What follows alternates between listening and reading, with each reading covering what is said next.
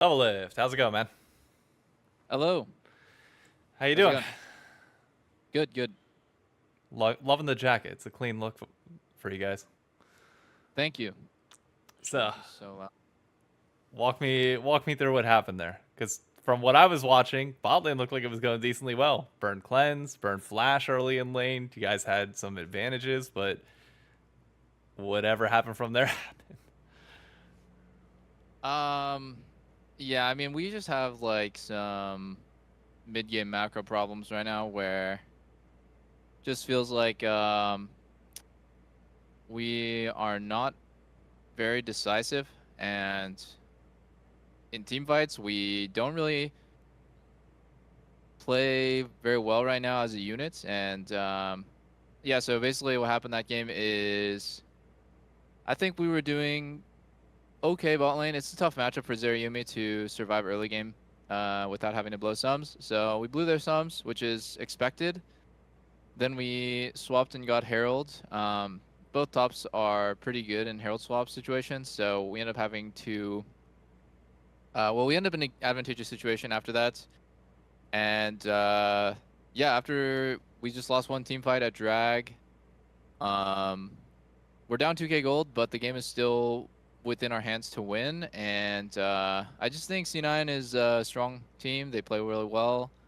Um, they know how to kind of like shut down a lot of the enemy team's options. But also, I just feel like our team right now is very passive, very indecisive. We don't really look for very many like creative or even just like riskier plays, which if you play like against opponents who are willing to take like even small to like moderate amount of risk, they'll end up choking you out. So I would like for our team to like level up and play more aggressively and improve our understanding of where we can get advantages and when we can make plays, because right now we tend to just sit back and get suffocated. It's not really a very fun game to watch or really to play. And I think we're all very well aware of like that being a big problem on the team. I guess the thing from like a fan perspective then that we obviously don't ever get much eyes into is like how does that change then? Like does that come from the players voicing concerns, then coaching staff finding a way to fix it, or is it like what does the process look like to going about solving this problem? Well, depending on the issue, there's like some pretty tested go-tos in my opinion. This is just like been my experience, but if your mechanical skill or lane match like laning skill is weak, you should probably spam solo queue or play more scrims or play individual, 1v1s and 2v2s. But if the thing that's lacking on your team is actually game knowledge and just like just game sense and understanding, which typically people say is like macro. If your macro is lacking, then the best thing that you should do is spend a lot of time watching VODs, because the more that you see sort of like the minimap as you start noticing patterns and you start being able to like visualize yourself being a part of those plays that the best teams are doing. So I've always encouraged my teammates to watch as many VODs as possible, basically, because LCS will probably never be at like the cutting edge of team play or macro. But what we can do is we can study the best and do our best to like implement some of their strategies and have our own like twist on them. Gotcha.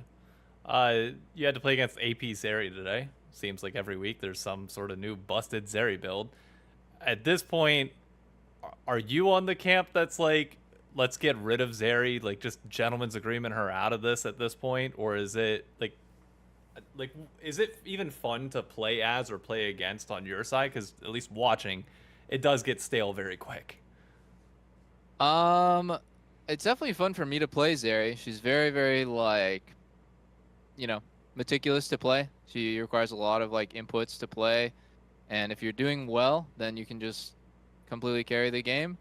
But I think that Zeri, yeah, is not the healthiest for the viewing experience or the game. So yeah, I haven't seen that build before, to be honest. Um, Never in my life have I seen that build, but it makes a lot of sense. Zeri's always had great AP scaling, and Static Shift solves a huge problem that she has, which is clearing waves quickly. Um, so yeah, I could honestly see that build being insanely good. Um, I mean, it was insanely good in our game. I just talked So to Berserker. He said that that was their plan coming into today all along. Was that they were going to pick Zeri, go AP no matter what, just pick some sort of AD mid and go with it. So apparently they've been playing it for a bit. yeah, it makes sense. It's good. It's good. I'll probably pick it up myself after today. Good to know. So you got after today, you guys have what? Not enter. You have Immortals tomorrow, and then a fairly easy week next week. I know some Mhm. fans are going to be freaking out, obviously, over the last two games. But then again, it was against EG and Cloud9, who most people see as two of the top three teams in the league alongside TL at this point. Do you, like, are you worried about the upcoming games, or should fans just take a chill pill and relax? I mean, I think that any sort of interest in our games and interest in LCS games in general is like welcome. So don't really care if the fans have. I mean, it's not that I don't care. I think it's out of anyone's control whether the fans have like high expectations or they have low expectations of the team. Personally, I prefer when the fans have high expectations because it matches the emotional state of the players. And yeah, basically the only fan bases who have low expectations of their teams are the ones that are checked out, and the only sort of emotional attachment they have to that team is like former glory and the good old days when that team was good. So I have no problem with fans getting emotional after our losses. I think our team is taking the losses quite seriously and making whatever sort of points that we need to make necessary. So yeah, I don't really honestly pay attention to the schedule either, like who we're playing next or Gotcha. next week. But I don't think that we are that bad. I mean, I think we're very bad, but 1-4 is pretty crazy record to have. I think like we're definitely going to turn it around. I mean, on the other hand, like there's like FlyQuest, I think, and they haven't won a game. Yeah. I surely don't think that they're the worst team in LCS. I don't think we're nearly as bad as our record is, but man, like we are really like at the moment not anywhere close to being the best teams like within the best teams of LCS. We just need to level up and get better. Shifting off of 100 Thieves for the final question I got for you. Not sure if you've seen the viewership numbers or paid attention to what's been going on, like for the LCS as a whole, but things are pretty much at the lowest point they've ever been. What do you think we need to do to turn this around? Like, what needs to happen to just revitalize some things? Apologies for the sirens in the background. No, you're good. Yeah, I like very vaguely keep up. Like, I'll like see a Reddit thread or like a Twitter post like once a week or something about it, but I'm not like looking obviously at the stream myself. Um, I have like so yeah, I like kind of keep up, right? And the viewership is really low. That feels really bad as a person who like grew up with LCS and also as a player, like that's bad news. Just emotionally, but also practically it's not good for any pro players if the interest in your job, is just constantly being devalued, basically. Um, so, yeah, what do I think needs to change? I don't know. I don't really watch the broadcast. I imagine that um, you can't really change the nature of the 50 players and the 10 teams. That's kind of like uncontrollable. Um, but I've always felt like the broadcast could do a better job. Basically, when I was co-streaming, it was very apparent to me when I was watching the broadcast that a lot of the segments just kind of like weren't landing.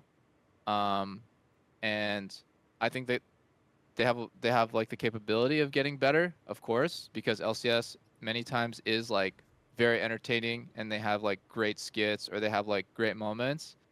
Um, But yeah, I think there was like 2 years basically where I was watching LCS as like a super fan. I was watching it because I was co-streaming it, Yeah. and so I would watch it from start to finish, and I started to notice some patterns, and yeah, I just feel like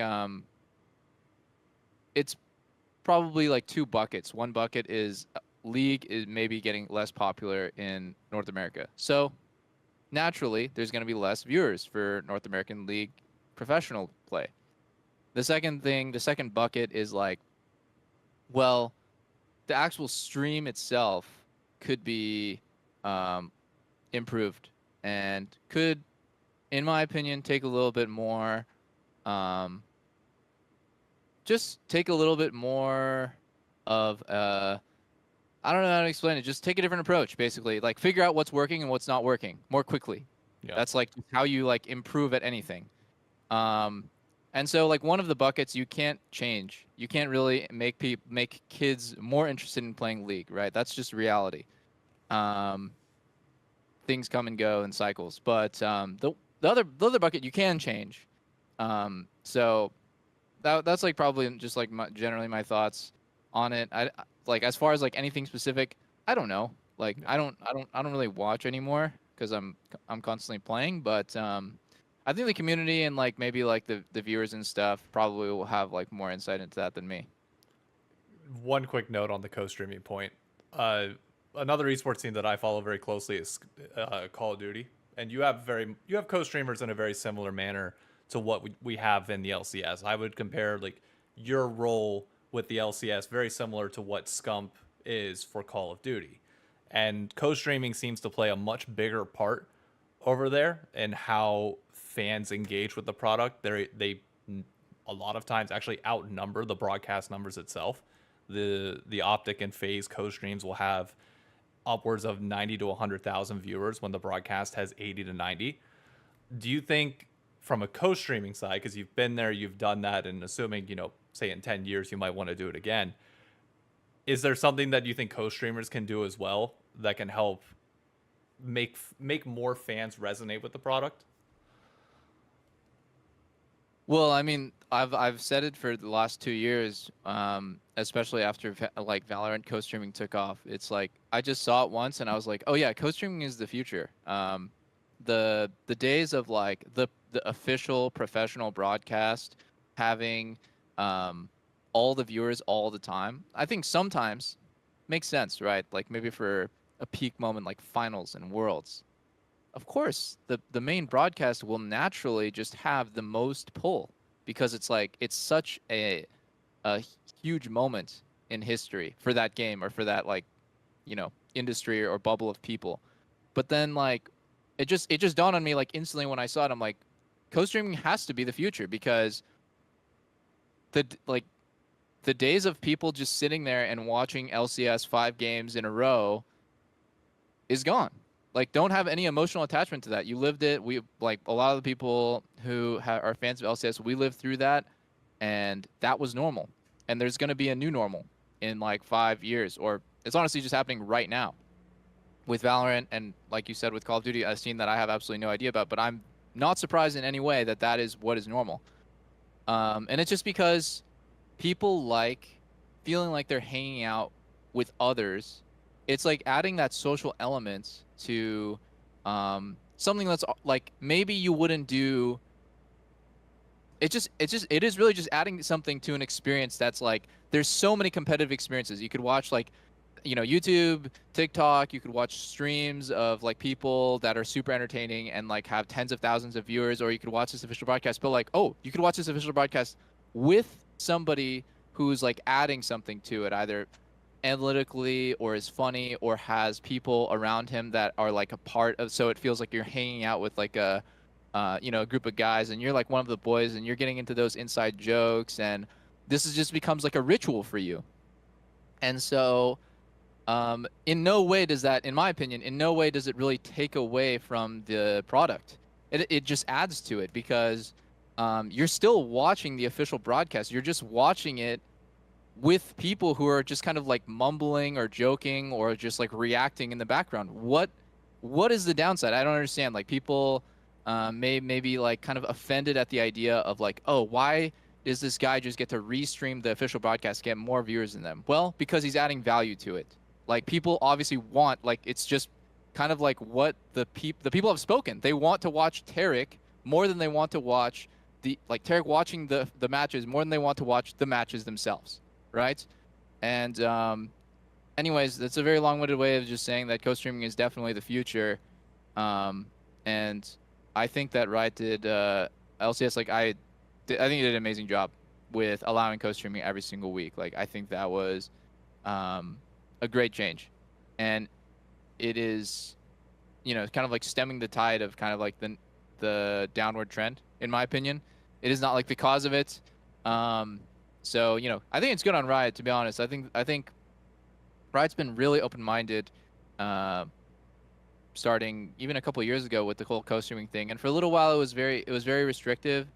And I really think they've like leveled up and done such a great job with integrating the streamers, and it's just been like good for the community that way.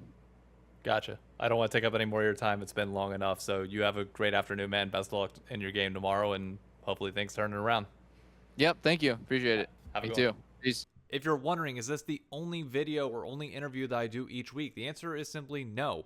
But I don't want it to bog down my entire channel with interviews. So big names I'm going to put up as individual ones like this, but the rest are actually going to be unlisted in a playlist that you can find here. Hopefully I link it properly. And I use bits and pieces of those interviews in a series I call The Pit, which is a 20-minute catch-up going over everything on the LCS that comes out every single Monday. If you want to check out last week's episode, it'll be linked down below. And if you want to stick around for other content, again, be sure to subscribe. I put a good bit out on Monday, Wednesday, just a bunch of days each week. So if you like content, I'll be here for it. Thank you so much. Catch you on the next video.